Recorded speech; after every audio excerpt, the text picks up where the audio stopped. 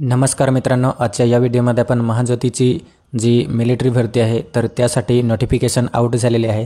तर त्याची डिटेल आपण या ठिकाणी पाहणार आहे। नेमकी आपली जी ॲप्लिकेशन करायची लास्ट डेट आहे तर ती कधीपर्यंत आहे किंवा आपल्याला डॉक्युमेंट कोणकोणते लागणार आहे आणि त्यासाठी आपल्याला प्रोसेसिंग जी पद्धत आहे तर ती काय असणार आहे, तर त्याचा संपूर्ण व्हिडिओ आपण या ठिकाणी पाहणार आहे। तर व्हिडिओ नक्की शेवटपर्यंत बघा आणि चॅनलवर नवीन असाल तर चॅनलला सबस्क्राईब करा।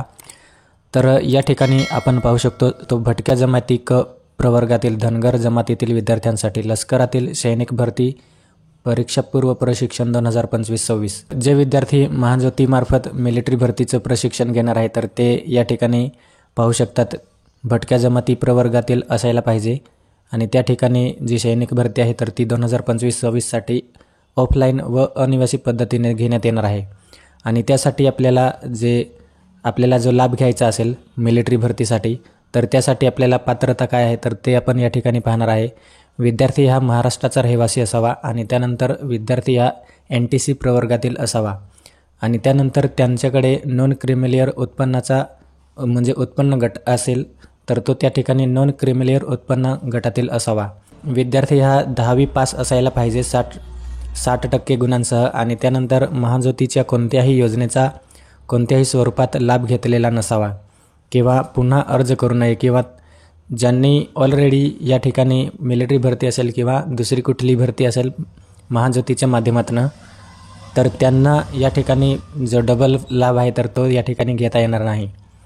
आणि त्यानंतर विद्यार्थ्यांची अंतिम निवड जी आहे तर ती त्या ठिकाणी परीक्षेद्वारे घेतली जाणार आहे। आणि विद्यार्थ्यांचे जे वय आहे तर आपण 17 ते 19 वयापर्यंत त्या ठिकाणी ॲप्लिकेशन जे आहे तर ते आपण करू शकणार आहे।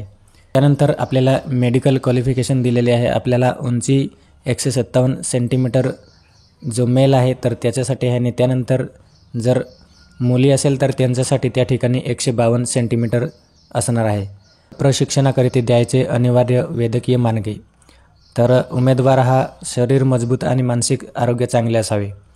तर मित्रांनो, आपण मिलिटरीसाठी त्या ठिकाणी जॉईन होणार आहे आणि त्यासाठी आपला जो मेडिकल जो काय असेल तर ते आपल्याला त्या ठिकाणी व्यवस्थित असायला पाहिजे। आणि लाभार्थ्याची निवड प्रक्रिया ही महाज्योतीच्या संकेतस्थळावर ऑनलाईन पद्धतीने करण्यात येणार आहे अर्ज। आणि त्यानंतर विद्यार्थी हा मिलिटरी भरती परीक्षापूर्व लेखी परीक्षेच्या धर्तीवर व अभ्यासक्रमानुसार चाळणी परीक्षा घेण्यात येईल। तर तुमची जी CET असणार आहे तर ती CET घेऊन मग नंतर तुमची जी निवड आहे तर ती घेण्यात येणार आहे त्या ठिकाणी। आणि त्यानंतर गुणांकन मेरिटच्या आधारे म्हणजेच तुम्ही जी एक्झाम देणार आहे तर त्या एक्झामनंतर तुमची CETवर किती आपल्याला मार्क्स येतात तर त्याप्रमाणे तुमची निवड जी आहे तर ती त्या ठिकाणी प्रसिद्ध केली जाणार आहे वेबसाईटला। शिक्षणाचे जे स्वरूप आहे तर ते आपण त्या ठिकाणी पाहणार आहे। विद्यार्थ्यांना मिलिटरी भरती परीक्षापूर्व लेखी व शारीरिक परीक्षांचे सुधारित अभ्यासक्रमानुसार प्रशिक्षण देण्यात येणार। त्यानंतर सदर प्रशिक्षणाचा कालावधी हा 6 महिन्याचा असणार आहे। तर तुमची जी मिलिटरी भरतीसाठी तुम्ही ट्रेनिंग घेणार आहे तर त्याचा जो कालावधी असणार आहे तर तो 6 महिने असणार आहे। आणि त्यानंतर प्रशिक्षण जे आहे तर ते अनिवासी असणार आहे, म्हणजेच तुम्हाला जे दर महिन्याला विद्यावेतन मिळणार आहे, स्कॉलरशिप मिळणार आहे 10,000 प्रत्येक महिन्याला, तर त्याच्यामधूनच तुम्हाला राहायचं आणि खायची जी सोय आहे तर ती तुम्हाला स्वतःला करायला लागणार आहे। आणि त्यानंतर जी वन टाईम स्टाइपमेंट असते तर ती तुम्हाला त्या ठिकाणी 12,000 देण्यात येणार आहे, म्हणजेच तुम्हाला जवळजवळ त्या ठिकाणी 72,000 एवढी स्कॉलरशिप त्या ठिकाणी मिळणार आहे 6 महिन्यात। त्यानंतर रिझर्वेशन दिलेले आहे तुम्हाला समांतर आरक्षण पुढीलप्रमाणे अनाथांसाठी 1% जागा आणि महिलांसाठी 30% जागा जी आहे तर ते रिझर्वेशनमध्ये असणार आहे।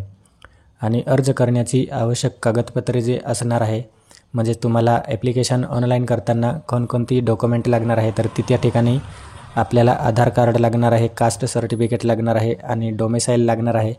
आणि त्यानंतर तुम्हाला नॉन क्रिमिलियर आहे तर ते लागणार आहे। आणि त्यानंतर 10वीची जी मार्कशीट असणार आहे तर ते लागणार आहे। आणि जर तुमच्याकडे अनाथ असल्याचा दाखला असेल तर तो सुद्धा लागणार आहे जे अनाथ आहे त्यांच्यासाठी।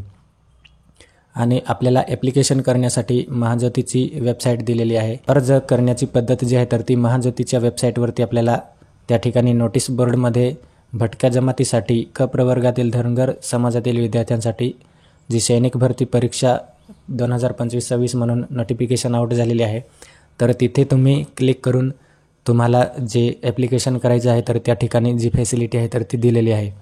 तर अशा पद्धतीने आपण या ठिकाणी करू शकतो। आणि त्यासाठी आपल्याला ॲप्लिकेशन करण्याची जी लास्ट डेट आहे तर ती 31 ऑगस्ट 2025पर्यंत राहणार आहे. त्यानंतर पोस्टाने किंवा ईमेलने प्राप्त अर्जाचा विचार केला जाणार नाही. म्हणजेच ॲप्लिकेशन तुम्ही पोस्टाने किंवा ईमेलने केला असेल तर त्या ठिकाणी तो अनव्हॅलिड असणार आहे. आपल्याला ॲप्लिकेशन हे ऑनलाईनच करायचे आहे. त्यानंतर जाहिरात रद्द करणे, मुदतवाढ करणे हे सर्व महाज्योतीच्या संचालक महाज्योतीचे राहतील.